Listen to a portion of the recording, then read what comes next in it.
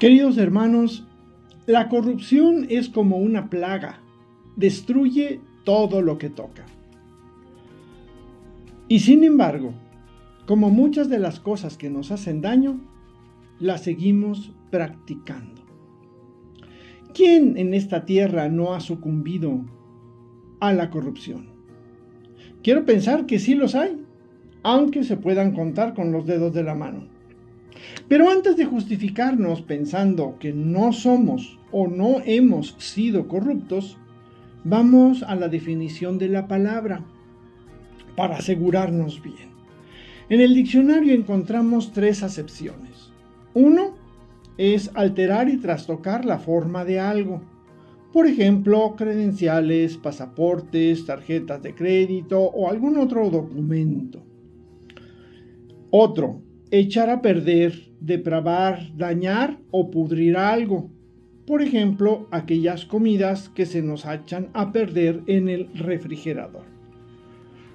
Y la tercera es sobornar a alguien con dádivas o de otra manera. Y aquí no pongo ejemplos porque de estos sobran.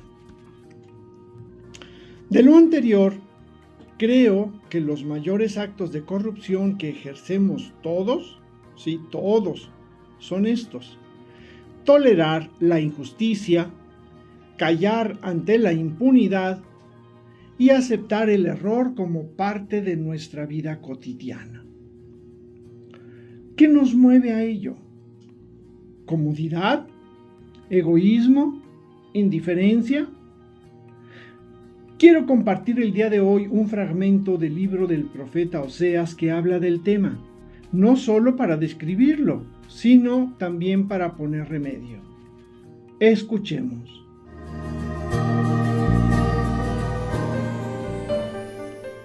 Escuchen, israelitas, la palabra del Señor. El Señor entabla un juicio contra los habitantes del país porque no hay fidelidad, ni amor, ni conocimiento de Dios en esta tierra, sino testimonios falsos, mentiras, homicidios, robos y adulterios, un asesinato tras otro.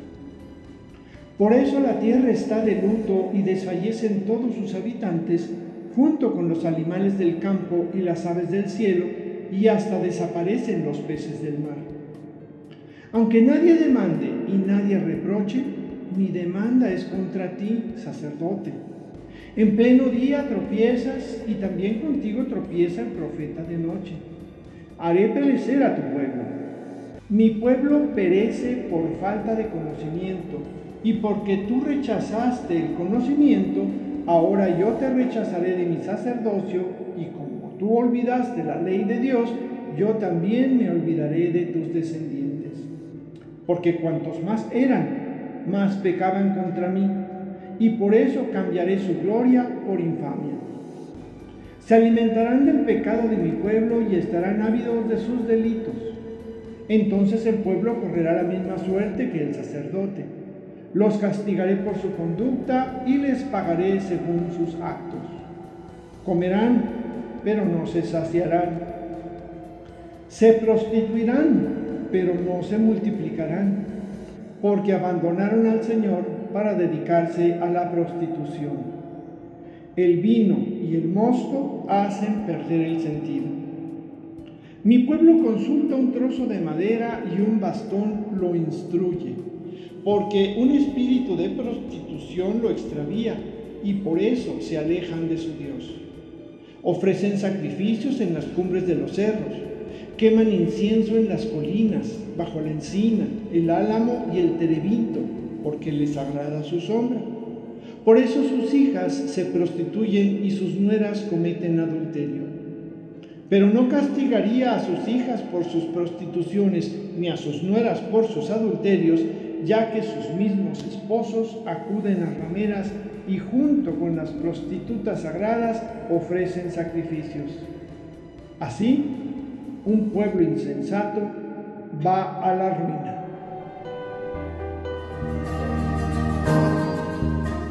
Te invito a ti que me escuchas, a volver a leer el texto y en lugar de la palabra israelitas, pon la palabra mexicanos o juarenses o familia sutana. Así quizá te suene algo distinto el texto y podamos hacer que sea más propio, si es que me permiten la expresión, apropiarnos del texto. El Señor se dirige a una comunidad que ha decidido alejarse de Él. En esa comunidad la fidelidad, el amor y el conocimiento de Dios brillan por su ausencia. Lo que desayunamos todos los días como consecuencia de esa ausencia son mentiras, homicidios, adulterios, difamaciones, insultos, abusos y, como dice ahí, un asesinato tras otro. ¿No te parece que esta realidad entonces encaja perfectamente en la de nuestra del día de hoy? ¿No estamos viviendo la desaparición de algunas especies de animales que no tendrían por qué desaparecer? El Señor se dirige concretamente al sacerdote, pero antes de empezar a pensar en los padrecitos, conviene tener en cuenta que en ese tiempo el sacerdote era la persona que efectuaba un sacrificio, y sacrificio era toda ofrenda a Dios para expiación del pecado. Él debía estar cerca del pueblo, y también necesitaba de subalternos con quienes en conjunto debían interceder por los pecados del pueblo y de sí mismos.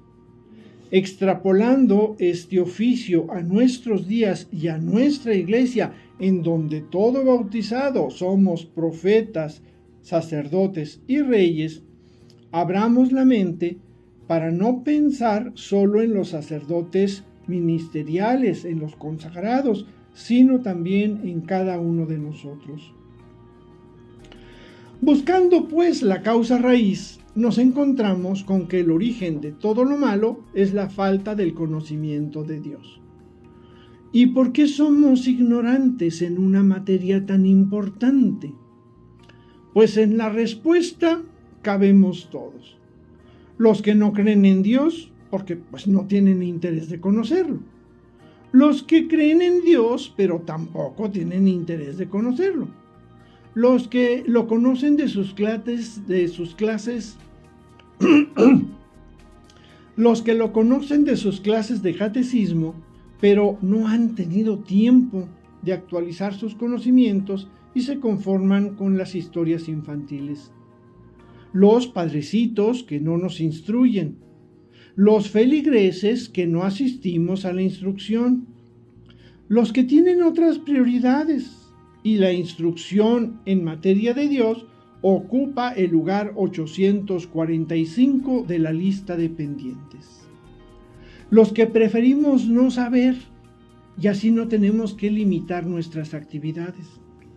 Los que servimos en un ministerio y no tenemos tiempo de instruirnos, y mejor le pedimos al Espíritu Santo que nos ilumine, aunque tampoco conozcamos al Espíritu Santo muy bien. Y otra lista podríamos llenar unas 2 hojas. Por esa falta de instrucción estamos felices alimentándonos del pecado y estamos ávidos de delitos. Y como sociedad, pues estamos pagando las consecuencias de nuestra falta de interés en lo que nos debería importar. Comer sin saciarse es nunca estar satisfechos, viviendo una vida a toda prisa sin poder llegar a la meta, la que cuando ya está cerca cambia de lugar, haciéndonos continuar en una carrera desenfrenada. Prostituirse, entendiendo prostituir como deshonrar o degradar a alguien abusando con bajeza de ellos para obtener un beneficio sin multiplicarse, es también parte de nuestra dieta de todos los días. Consultamos las cartas, las cenizas, las huellas, los astros, los asientos del café, los horóscopos, los adivinos, queriendo encontrar lo que el Señor nos ofrece en este y otros muchos textos más que no conocemos por falta de instrucción. Ciertamente nos hemos dejado corromper. Estamos siendo un pueblo o una familia corrupta. Pero hay remedio. Busquémosle y aprendamos de Dios y conozcámoslo más para vivir mejor, porque de lo contrario, un pueblo o una familia así, actuando con insensatez, terminará en la ruina. Soy Jorge Cervantes del Instituto Bíblico San Jerónimo. Hasta la próxima.